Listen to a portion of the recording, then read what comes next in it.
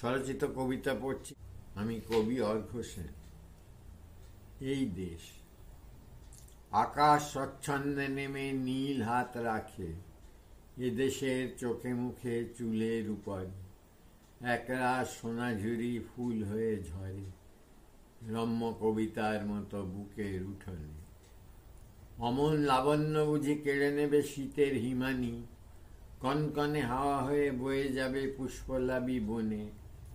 দেওদার হিজলের শোনে তবে কাঁদে দেব শিশু, 1,00,000 রোদ হয়ে ঝরে পড়ে মসৃণ রূপার।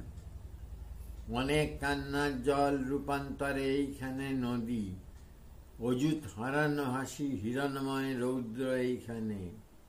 কত না রূপলি স্বপ্ন সন্ধ্যাবেলা চাঁদ হয়ে ফোটে, বিষাদের কালো মেঘ কেটে যায় সূর্যের অমল উদ্ধারে।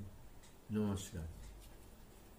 স্বরচিত কবিতা পড়ছি। আমি কবি অর্ঘ্য সেন। কে শিশু যিশুর মতো?